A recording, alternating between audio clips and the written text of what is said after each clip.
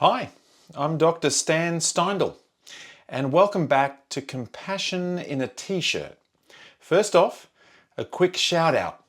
I recently completed Movember, and donations are still open to support men's health initiatives. Thank you to everyone who's contributed so far. Today, I'm thrilled to introduce not one, not two, but three wonderful guests.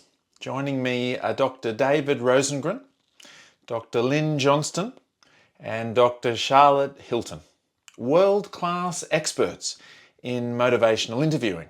You can find more information about each of them in the description below. They've co-authored a fascinating new book, Experiencing Motivational Interviewing from the Inside Out, which takes an innovative approach by focusing on self-practice and self-reflection as a way to deepen understanding and mastery of MI. We'll explore their learning model that's at the heart of the book, discuss its practical modules, and hear some behind-the-scenes stories from the writing process. Plus, we'll dive into how compassion plays a pivotal role in the MI spirit. So stay tuned. This is going to be an inspiring conversation with three incredible thought leaders. And so I bring you David Rosengren, Lynne Johnston, and Charli Hilton.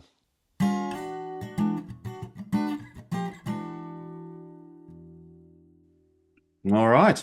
Well, welcome David Rosengren, Lynne Johnston, and Charli Hilton to Compassion in a T-shirt.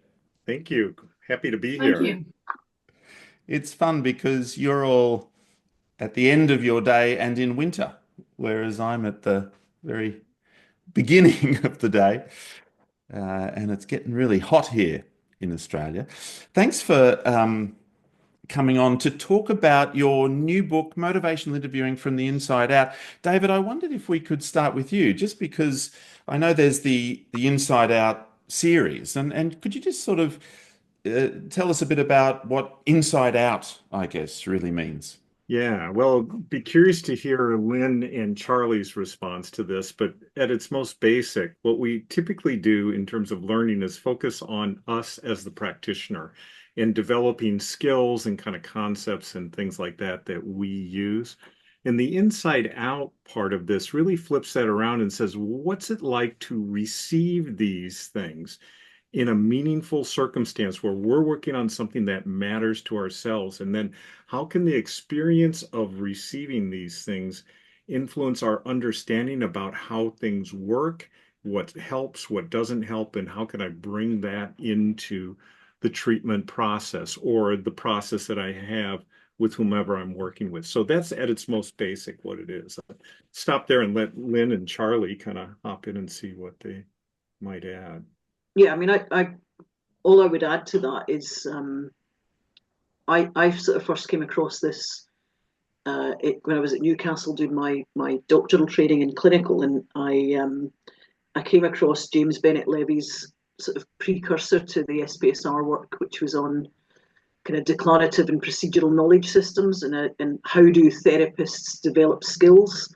And I was really intrigued by that. And so that was one influence for me on the importance of this. The other kind of thing that I've noticed over the last 25 years or so is training people in real play seems to connect differently to training people with a role play. So I was really curious about what is it that's happening at a kind of experiential level, certainly in terms of procedural skills leading to declarative knowledge, and what happens with that role of reflection when people are actually using a real example where they are the client. People seem to get MI easier, quicker, and at a deeper level when they were doing a kind of real play where they were in the client role rather than role play. So that sparked my interest. Yes, with sort of that idea of learning by doing rather than just by listening or hearing and so on. Yeah, James Bennett Levy is one of the UK legends that we've adopted here in Australia. He lives here now and does wonderful work. And I think there's CBT from the inside out, ACT from the inside out, schema therapy maybe from the inside out, CFT, of course, compassion focused therapy from the inside out, and now MI from the inside out, which is sort of sorely needed, I think. I think it was a great addition. Lynne, you spent a lot of time kind of creating, I guess, learning models in the background to sort of guide the book a little bit. Just explain some of the models behind all of this from your point of view. Okay.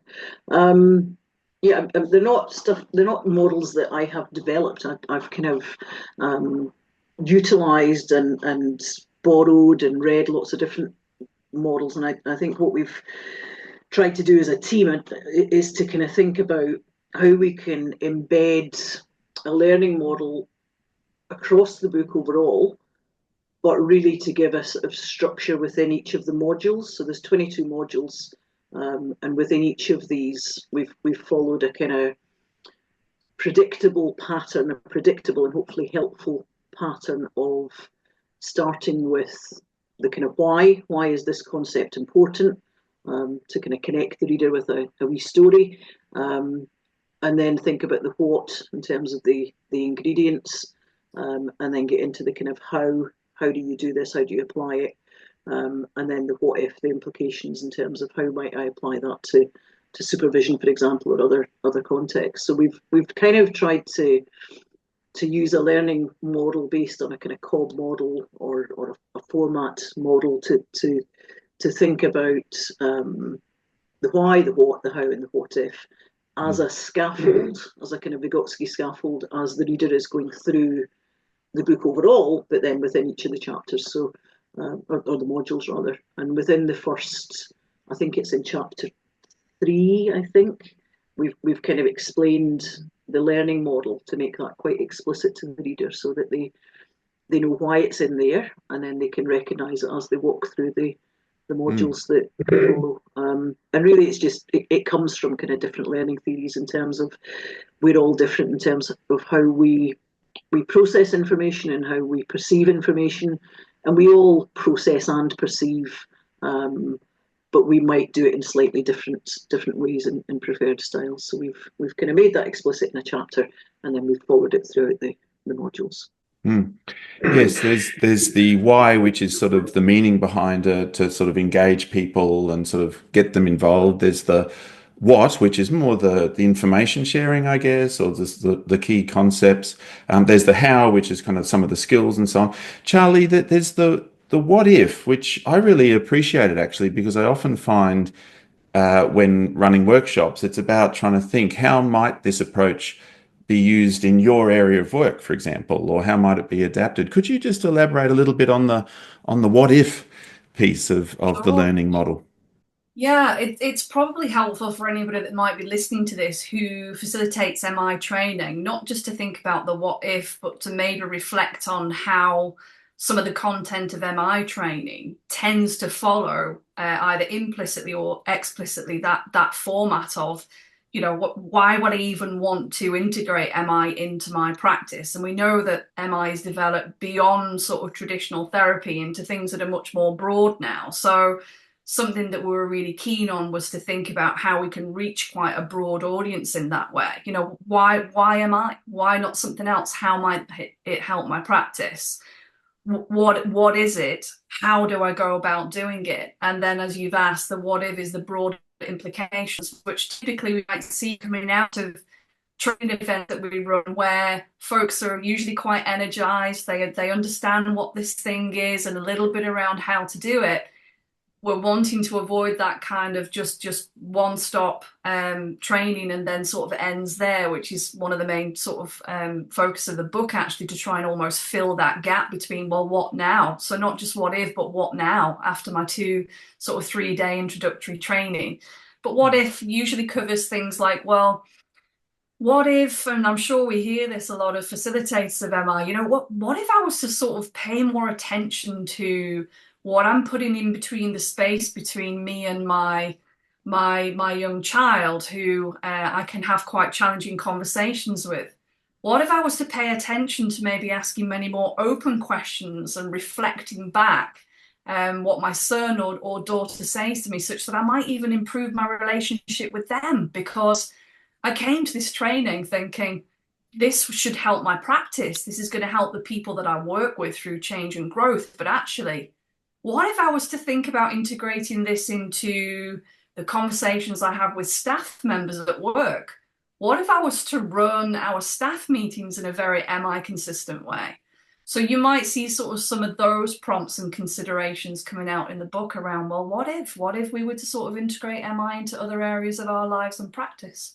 I see. Yeah, so that's slightly different to how I'd taken it on. That actually, what if is more to do with kind of, now that I've engaged with this thing, now that I've learned about it and learned a bit how to do it, what if I start applying it, and what might happen if I use some of these skills, or what might happen if I bring this approach to this sort of area of my life or this area of my work, and so on. So it's a little bit implementation as well as sort of adaptation and so on. Right.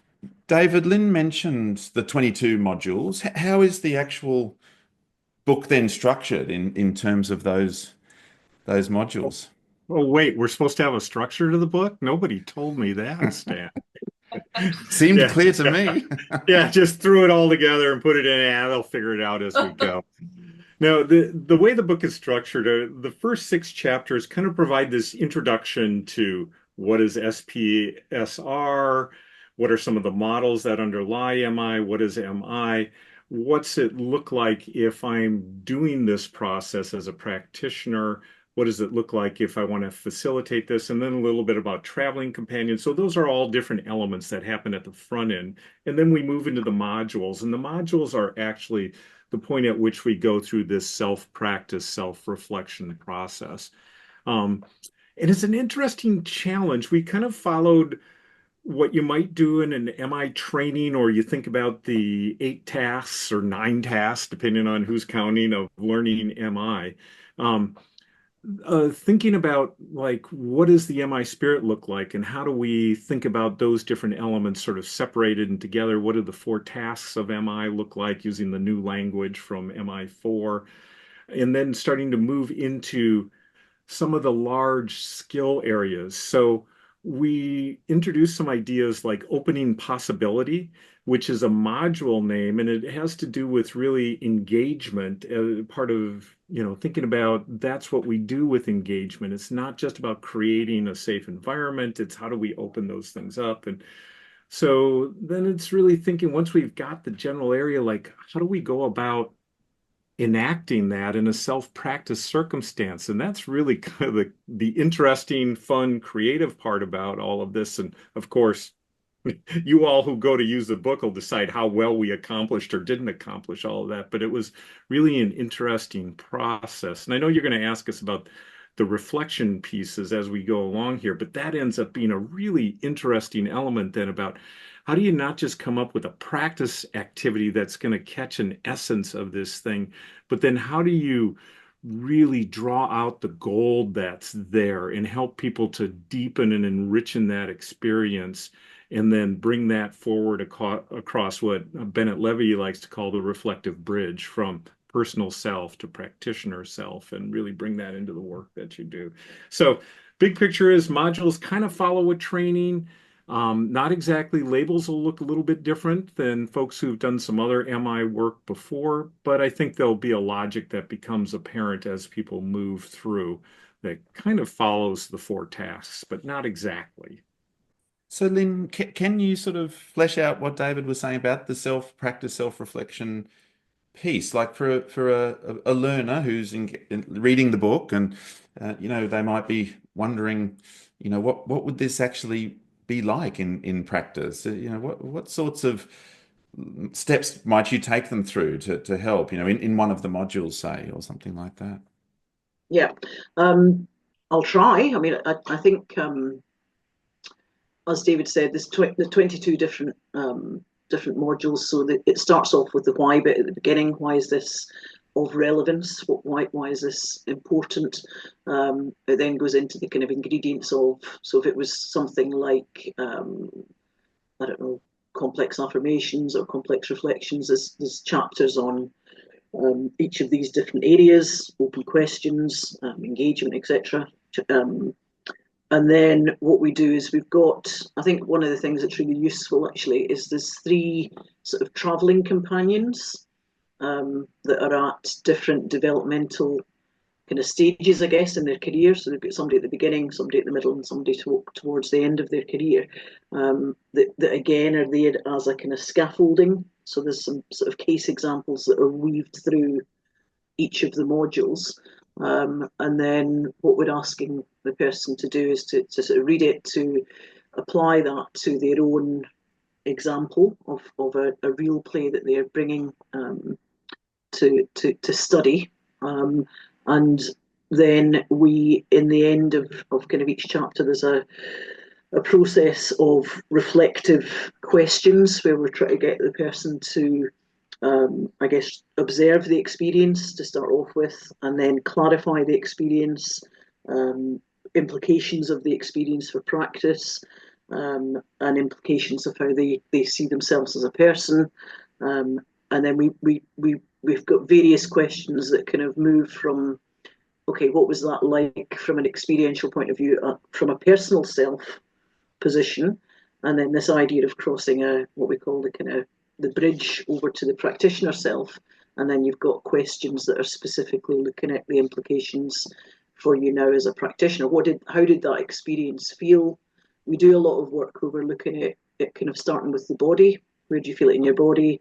What's the kind of cognitions that's going through the person's mind when they're thinking about that? What emotion is it evoking in them? And so there's a sort of set structure around the reflection element, but the aim is to first reflect as your kind of personal self on the experience, and then go through a series of kind of reflective questions to reflect as a practitioner self. Charlie and David, is there anything you would want to add to that? Or 2 big elements. One is Lynne was talking about this DPR model, that James Bennett Levy came up. And the 3 elements there are declarative knowledge, like what are the concepts of this approach? Procedural skills, like what are the skills that we need to know how to do? And then the R stands for refinement, that we continue to do and refine over time. And we can think about those falling across any number of treatment approaches around doing things. So, and what traditional training and books and reading have done are really focus on those first couple of parts, and then the refinement part happens through a variety of different mechanisms. It happens through supervision, it can happen through AI methods, it can happen through doing workbook activities, and it can happen through deliberate practice, which we know is an important thing to how do we take what we're not consciously competent in now and become unconsciously competent in, so we can do it without thinking and we do it well. So we become virtuosos in using the skills, but what often is left wanting in all of that for practitioner is why. Like, I watched Stan do this demonstration and it was beautiful, but why did you do this and not that? And that's really what this approach is all about, is helping people understand the why. Why am I doing certain things at certain times? And it comes from the deep knowing of having experienced it and know, like, oh, when this happened to me, I remember what that felt like. And here's how I want to integrate that. So if we think about learning around this stuff as a continuum, then we have the introductory workshop or the introductory text that people can learn the concepts and maybe something about the skills or do a workbook. And then we have advancing training, which is becoming more skilled in doing the particular techniques or skills or strategies. And then at the far end of this is the SPSR approach, which is really about understanding the why. Which then implicit in all of this is that when people go to do this kind of training, they have some basic knowledge of both the concepts and the skills of the approach already. So like this book would not be an introductory text for people for motivational interviewing. We assume people already have some knowledge around those things and they're wanting to deepen that knowledge. And so I think that that's really important to know. So people would be, as they're reading it, they're perhaps choosing something in their own life that they would like to consider changing or taking action and so on. And then as they work through the modules, there'll be these travel companions, which I love that. You know, it was really helpful to sort of have these three people, I think it is, that sort of working through in various ways. But the key is that the reader is able to apply the skills that perhaps they've learned a little bit through other workshops and so on, or perhaps weren't learned a lot, but they're applying them skills to themselves so that they feel it and they get a kind of an experiential sense of the why and how that kind of really helps and works. And then they can, that reflective bridge across to, putting that into more and more practice in their actual work, I guess, with clients and so on. Charli, that it must have been, it was tricky enough for us, I guess, to find a time to get together all over the world. You three are sort of across different countries. I mean, what was it like to try to kind of collaborate on a project like this? And I'm sure there were many joyful aspects. Were there challenges as well? What was it like? Of course. I mean, the writing process, as I think we're all familiar with, has both its sort of peaks and troughs, and there's the sort of practical considerations around different time zones that we're all experiencing again now, because we're all in different time zones. But we sort of managed to find a practical way around that to meet in the evening, which worked for all of us. But yeah, just in terms of writing process itself, there was certainly some sort of, some joyful moments, some periods of deep reflection. Certainly for me, there's a part in the book where I had quite a somewhat difficult decision to make, actually, about the level of vulnerability that came with describing a very personal experience that I had going through the self-reflection process.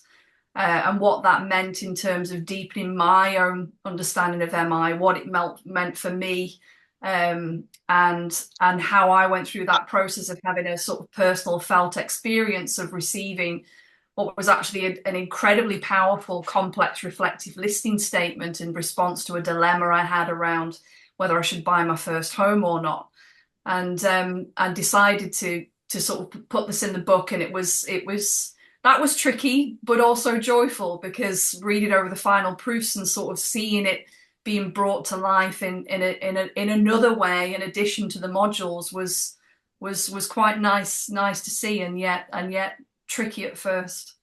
It's just occurred to me really that for the reader too, there must be a lot of vulnerability there, because they're having to stop and think about these tricky decisions in their life, sometimes really important ones, as you say, and to stop and practice our reflective listening on ourselves. We know that it goes deep quick sometimes, and what sorts of things did you sort of do in the book to create a sort of a safeness there for people to be able to manage that vulnerability and yet still move ahead and explore these ideas? I think that's a really good one for you to answer there, Charli, because you drafted that chapter around sort of as a participant, what is SPSR like?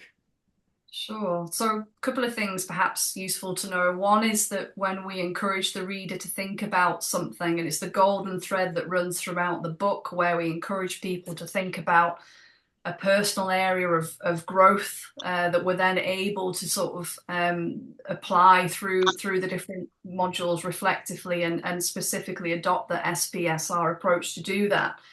We talk about choosing something that is manageable, something that's not going to cause a very sort of high level of anxiety or upset, or potentially triggering in some ways for people.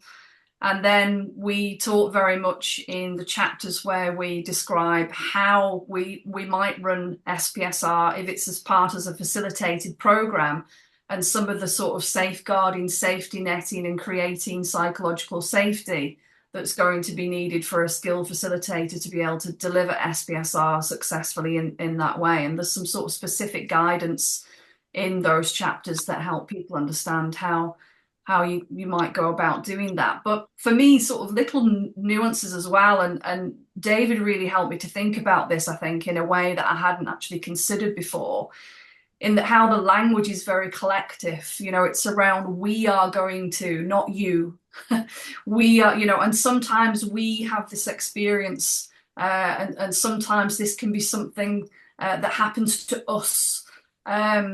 As we sort of go through a process of learning such and such. So I think because the language is very collective, it feels safe in that way. I'm not sure how many other people would have that experience reading through the book, but certainly I did, and I had to sort of check in sometimes with language as I was writing, ensuring that it was written in a way that was very sort of collective, because I think for me it sort of enhanced that feeling of safety. But I'm not sure whether David and Lynne had the same experience, but I certainly did in terms of that safety element. It's interesting how the book itself has the spirit sort of rolling through it a little bit, the MI spirit really, and that sense of partnership, for example, with certain use of we language and so on is really important. I remember, David, when you and Bill ran your masterclass in Christchurch recently at the Mint Forum, one of the exercises I thought it would be a really great idea to talk about whether to buy a new puppy or not, not realizing that as soon as all of these very skillful, complex, reflecting people started listening, it went to some very, very sort of emotional. I'm feeling it right now as I even retell the story. But yeah, of course, you know, the feelings of loss around the previous Bruno and so on, and then what it would mean to have a new puppy, and sort of the ambivalence, of course, was much deeper and much more vertical, I think, than perhaps I had originally realized. But just a discussion about a puppy, and it taps all of those different areas, and that's really the beautiful part of what Charli and what Lynne and I talked about in that first couple of chapters is how are you going to take care of yourself and how is this going to work? And there are a variety of ways people can go through the book. One of the ways is they could just do it on their own and work their way through it, which has its advantages, right? Because you can move at your own pace, you can pick and choose things, and yet motivational interviewing is essentially an interpersonal process. And how do you recreate a process when you're just doing it on your own? So there's also limited peer practice where people go in and they do these activities with someone else who's agreed to do it with them, and they have agreements around confidentiality.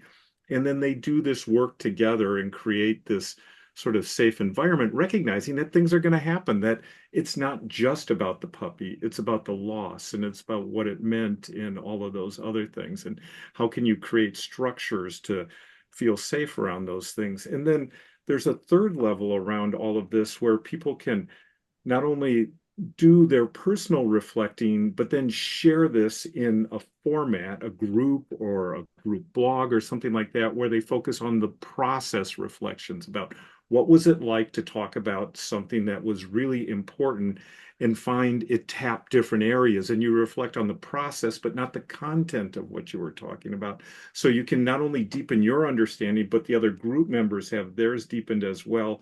And you can learn from others' experiences. So they're like multiple levels here, but all of these require a safe container. And so being really thoughtful about providing guidelines as well as what you do in your particular area matter, and what to do if you run into trouble. And we're really clear about that too, about, you know, have some ways to take care of yourself. And here's some things to think about along the way.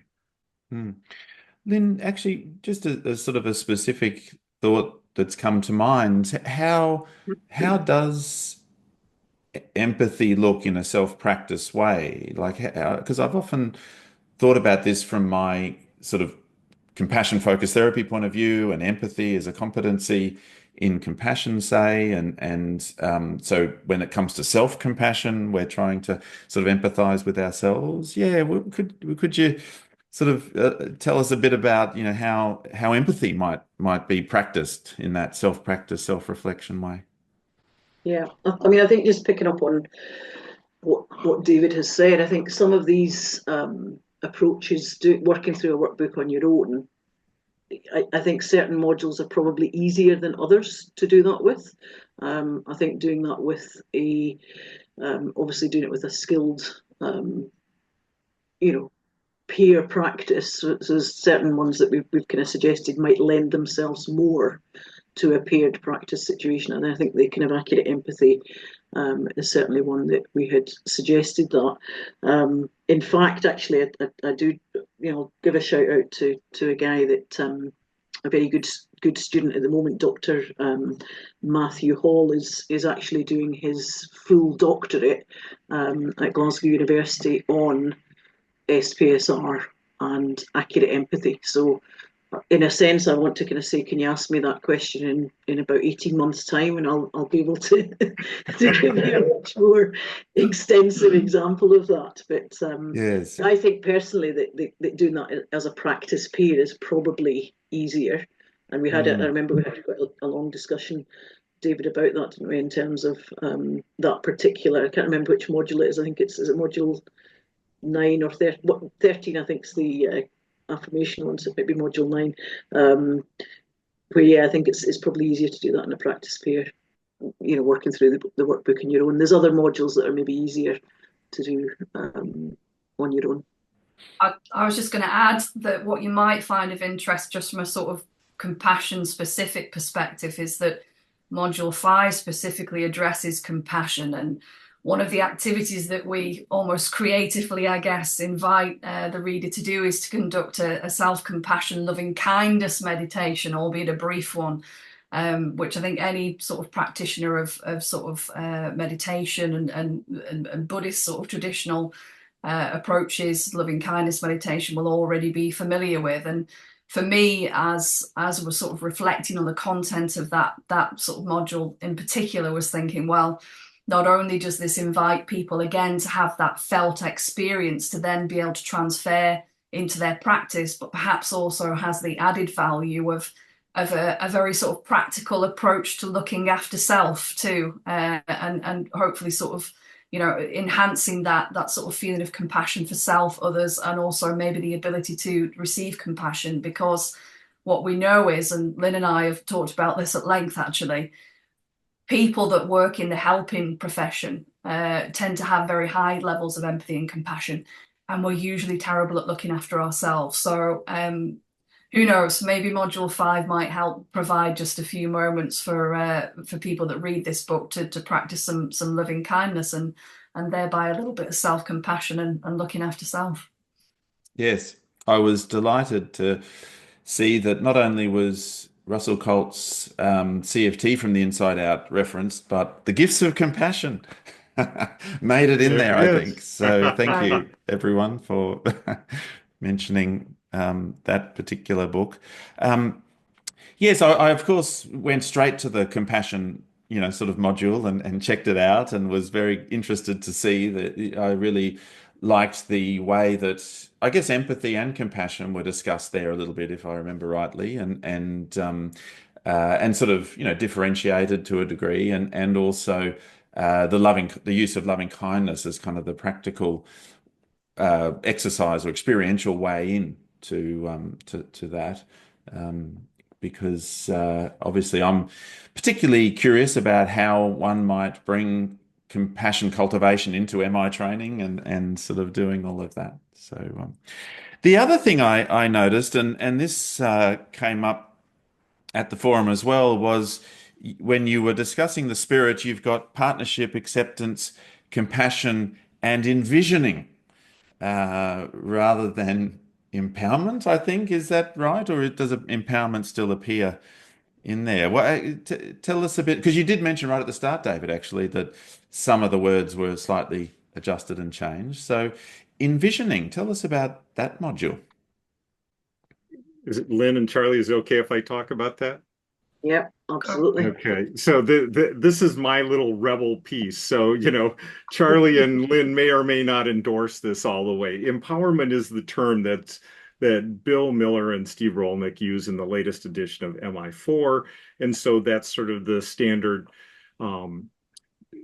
classification system. I guess we would think about that MI spirit. And I think it's misguided. And here's why I think it's misguided. We end up using a secondary definition for empowerment rather than the initial definition, which is to give power to. And I don't think that that is what we do in motivational interviewing. Instead, I think what we do is help people see and recognize possibility and power that they already have.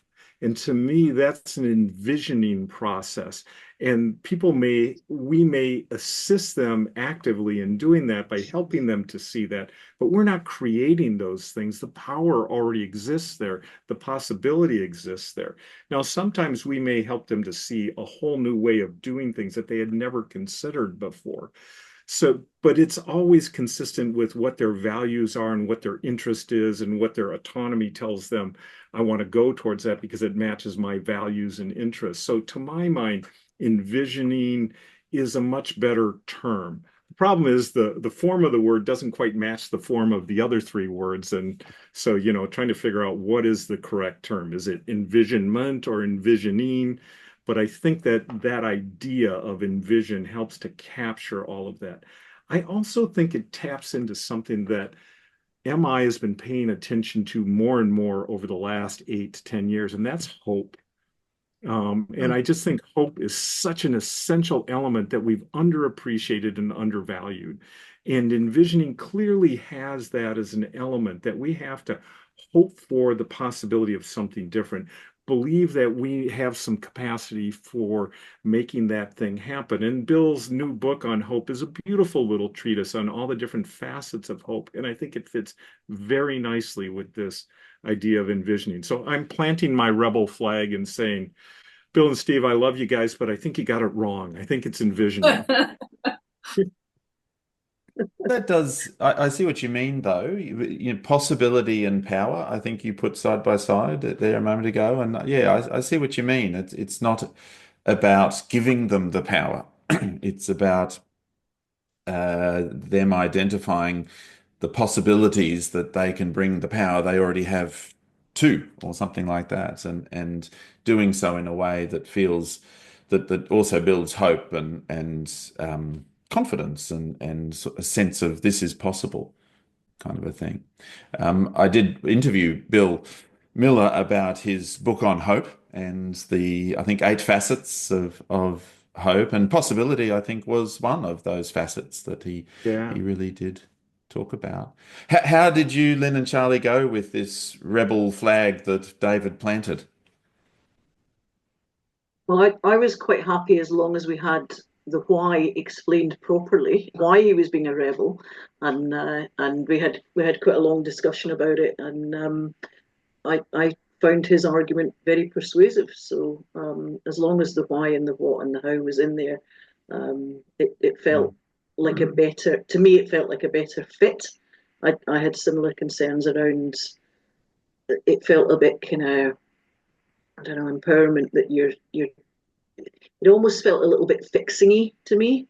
There was an undertone of fixing there in terms of, I'm empowering you rather than sort of eliciting hope and vision. So yeah, I think it's explained in the chapter well as to the rationale. So I was happy to go with that. David's a rebel, but not without a cause. So there was a why. It was a why. A why and a what and a how. I felt the same, and I think for me, what as an MI community we're sometimes not very good at is sort of looking beyond. So for example, I think it's refreshing to sort of think about, how we can bring more compassion-based approaches and thinking and practice and behavior and ways of being into motivation interviewing. And there might be opportunities for other things too. So for example, we've looked at how we can take decades of adult learning theory and bring that into an environment of how we can move past this age-old problem of what happens after I go to a 2-3 day training, really like this thing and want to get better at it. So we hope that the book offers one way of maybe thinking about that and moving past that problem. But just coming back to the notion of envisaging, what I particularly like about that is that it also taps into what we already know from sport and exercise psychology, and the power of envisaging there, and the power of using visualization strategies to be able to sort of create a reality.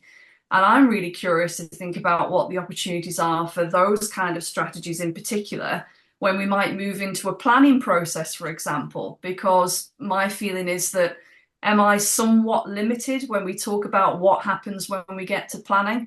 And there might be opportunities to look at, what can things outside of MI offer? So for me, envisaging captures this whole approach to visualization and becoming and creating reality that we know is particularly helpful for people who are going through change, growth, or wanting to enhance performance. Charli, have you received feedback on it? Has people given it a try or worked through it, or have you done a little trial or anything like that? Where's it up to from that point of view? Interesting. The first thing that my brother said to me was, well, I guess we know what we're getting for Christmas. So that's me too, one please. knows about it, right? No, my experience, in fact, at the last meeting that we had, a bit of almost like a sort of rappy-uppy type meeting, we were talking about how we were all quite pleased, I think, at the level of interest that we've had from Mint friends in particular, who want to start to integrate some of the SPSR approach into their training, perhaps. People are very curious about shifting away from role play into real play, the benefits of which Lynne was describing earlier, in terms of really sort of tapping into that felt experience of MI, which is where we know the magic is really in terms of helping us to become proficient. So I've really been quite pleasantly surprised at the sort of questions and queries about the approach, if not curiosity around the book itself. But yeah, Lynne, David, I don't know what your experience has been since we last spoke.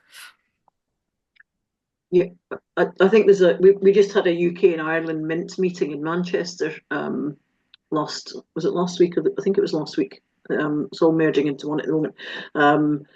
And there's a lot of interest, actually. And I know there's a lot of people that have kind of pre-ordered copies of it. So I think there's quite a lot of excitement that it's doing something a wee bit different, to add a different slant to it.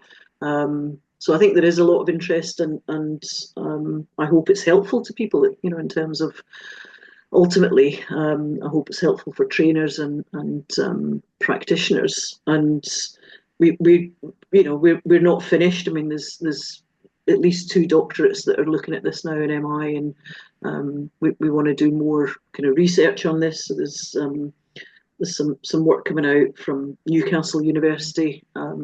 Frankie Dempsey's doing her doctorate on kind of advancing practice in MI, and what is proficiency, and what does proficiency look like, and what helps with achieving that. She's done some fascinating interview data with kind of international trainers, and SPSR is one of the kind of key themes that's coming out there. I remember in 2001 reading the blind spot paper that James Bennett Levy put out, is reflection of blind spot in clinical psychology. And I think that was I remember that being a really important paper when I read it, and then the procedural and declarative model I found really useful as well. And I think I almost want to say is reflection a bit of a blind spot in the way that we're training people in MI. And I think we all had a discussion in Berlin, because I think Steve and Bill had done a kind of pre-forum workshop on kind of reflection and trying to get into that kind of inner decision making, the verbal protocol analysis almost of the therapist in action. And I just remember feeling at the time there's so much from outside of the MI world that we could be bringing in here, in terms of just thinking about different models of reflection, and reflection in action and on action. And that's really where I think our first discussion happened, when we were all there. And really it's nice to kind of look 10 years down the line and say we've we've done something I hope helpful with that initial conversation, really. So it's nice to be at that point, albeit 10 years later. And it seems like it would really work as a sort of an effectiveness study, like even perhaps people in pairs and working through the manual and seeing how it changes things, pre and post. David, Can oh, I sorry, can I yeah. just add before you move on, Stan, one piece, because you were asking about what experiences we've had testing this out. And we have been running through my organization, Prevention Research Institute. We've been doing this ongoing series that's now we're calling Extraordinary Conversations. And we'll plant the rebel flag again here. We said that, first of all, you have to have some basic knowledge around MI to be able to do this SPSSR process. And we kind of turned that on its head. We had a training group who was interested in doing prevention work. You've had some experience with them, Stan. They run the gamut of people. And we did some motivational interviewing things with the group, and they really weren't that interested in just doing motivational interviewing at the time. They felt like they had other things they needed to do or understand. This was not their cup of tea. But we started this SPSR thing we called Extraordinary Conversations. Before that, it was called Someone Good to Talk to, and it was based on Helen Mentha's book. Beautiful little book. Highly recommended to anybody out there who wants some brief reflections on what MI practice is all about. But what we did is we didn't spend much time at all around training skills. Instead, what we tried to do was have people reflect on what's the larger sort of idea or concept that we want you to experience. And then we do a demonstration of that so they get to see what it looks like. And then we say, okay, we're going to send you out into pairs. You're going to have an extended conversation. We're going to give you some questions to help prompt this conversation. We want it to be a real conversation. We give them the topic area to think about in their life. And then they would go do that, and then we would send them through a self-reflective process. And we had no idea how this was going to go because it's not what the model said, which is you got to have the basic skills on it. But people have loved it. They keep coming back. We do it once a month, and people can come if they want to come. And we have folks who are regular attendees, and now they're saying, we want more motivational interviewing training. So maybe it's one of those things we think it needs to be on one end, but maybe it can go on the other end too, and sort of solicit interest. And maybe it's more about sort of experiencing what it's like and then saying, how can I do this better? And then going back and learning the skills that go with it. So we've had some experience with trying out the ideas, practicing, refining those, and thinking about how we might engage those in other things down the road now. Oh, that's so interesting, because in a way that is an envisioning / empowering sort of an approach, I guess. Doing some of this actually at the front end helps people to see what's already inside within them, sort of thing, and then they get hungry for more because they can see the value of it. Yeah, and it's really interesting because part of what we do is say, be someone good to talk to. And we've defined that using Helen's book as what that's like, just a little meditation, and say, all we want you to do is sort of listen with curiosity, and you don't have to solve a problem. And just those few instructions open people up to doing things very differently than they often feel they need to do. Like, I got to go in, I got to solve this problem. I got to make them see that this is an issue. I got to deliver some techniques. And if we sort of get out of our own way, then other possibilities open up. So, David, you first learned MI, was it in the 1920s? Yeah, I think I was a twinkle in Bill's grandfather's eye when When you first learned it. Yeah. Yeah. If you had this book, sort of when first learning MI, like what do you think it might have kind of offered, or what's one sort of thing out of this book that you feel is a really great takeaway? Yeah, the value of experience. Can I tell you a story to help illustrate this? So Yeah. here's the story. It's from a completely different area, but this would have been before I was trained as a psychologist, but it's really in line with what we were talking about here. I went to work out I was a Midwest boy, grew up in the suburb, the mean streets, the suburbs of Minneapolis, I was a suburban kid. And I went out to New York to work at this camp that was serving under-resourced kids from inner city New York. Okay, they got to come out to the woods and spend time over the summer.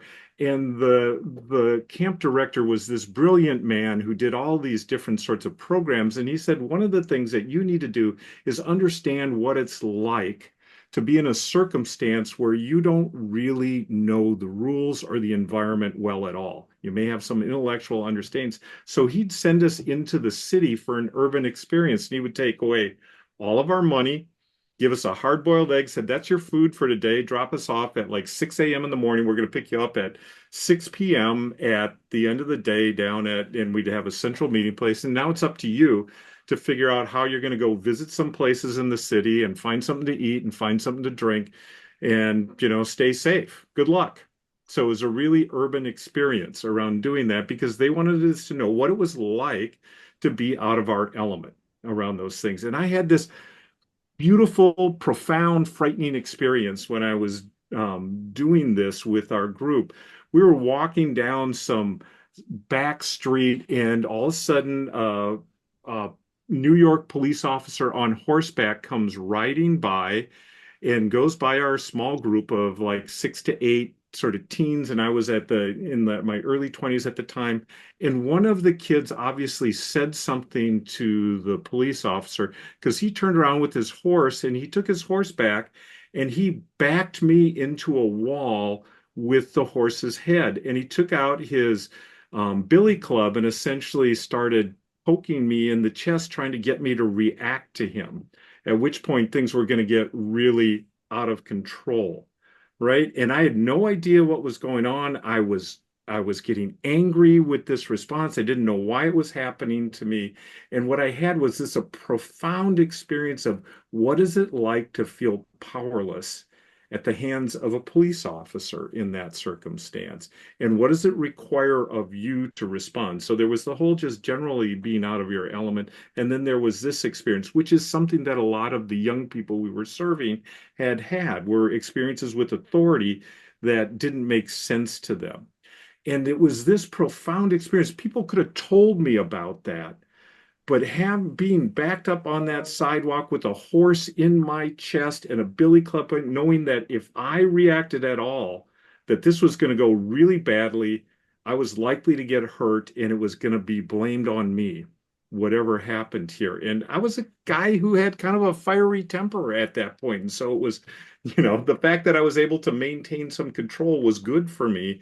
And the fact that I had this experience like, oh, now I understand what it's like for these young people to come out and be in the country and they're hearing crickets and it's quiet and they don't know, it scares them to death because they've never been in this circumstance before. So to me, that's really the beauty of this whole thing is you have this experience and then you say, okay, how can I use that to understand? So I don't think this is an entirely new process, but the way we're asking people to think through the experience, to reflect on it, bring it to practice, I think that's something new. Just that opportunity to really sit and embody the sort of those who we're trying to help or serve, and what it's like to be in that role as well, and to sort of experience that. It really creates a whole different layer of empathy and understanding that we can bring to our work. Yeah. Mhm. Yeah, thanks for that, David. Lynne, what about you? What's something in this book that might have really made an impact on your journey, sort of to learning MI? I think I would have. I think, well, the whole book I think is really useful, and I think I'm the kind of learner that I quite like to go away and sort of read through it myself first. So I think having gone through it myself first would have then give me a bit more confidence to then do it in a practice pair or a group type of situation. So I know that on a number of the kind of university courses in the UK, they do it in kind of group settings. I would have found that maybe a little bit too much at the beginning when I'm learning this. I remember learning this in the mid-90s, I think, and met. I remember I was paired up in a workshop in about 95 with Jeff Brecken, back in the day, when he had dark hair, and he was my buddy, and we got to know each other after that. So, and he was lovely to work with, and it was a really safe and lovely kind of environment. But I think having a book and having that ability to sort of go through it in detail and study it and try it out on myself first, I think I would have really appreciated the opportunity to do that and to get it. I like to know how things work. I'm quite a kind of micro person before I then want to go into the bigger picture stuff. So I would like that opportunity. I think I would have enjoyed that. I remember when I was doing my clinical training, one of my supervisors said to me something like the window into the cognition is the emotion, and going with the emotion into the focusing on that. And I've become really interested in sort of interoceptive awareness and the whole concept of interoception and body work and trauma through my clinical work. And I think what we again have tried to do is to really help people to think about reflection and that experiential aspect in terms of where you feel it in your body, and then connect with the emotion, and then connect with the sort of cognition and the behavior. And I think the way that we've looked at reflection in terms of the personal self and then the practitioner self, I think has an added depth to it from an experiential perspective. So I think that I would have welcomed that being a little bit more explicit in my head 25 years ago. Useful bit as well. Yeah, absolutely. It's a sort of, well, firstly, it's really another way in for people, isn't it? There's all different learning styles, and some people might really feel drawn to the big groups, and others might really value that more self-reflective kind of approach. But the key is that it turns the knowing into the feeling a little bit, or something like that, and to really have a felt sense, as they say, of what it's like to receive MI, to experience that a form of self exploration and self elaboration, and perhaps even change, just to sort of have a sense of what that feels like. What about you, Charli? What's your sort of big takeaway, having written this and thought about it a lot? Yeah, a lot of the things that we've heard already are really sort of resonating with me, but I've started to sort of pay attention to the experiences that some trainees share with me when they've experienced a sort of SBSR approach, and there's a couple of things that I'm noticing. So one is that it seems to be helping people to really grasp at a much deeper level, and it's probably to do with the shift from feeling and experiencing through to doing, and also from knowing to doing. And it feels like a related point, and is really relevant, of course, the way that MI was first developed, this iterative reflective process, right? And this paying attention to, why am I doing this in this particular way at this particular moment with this person? What is my intention when I put this thing in between, the space between me and another person?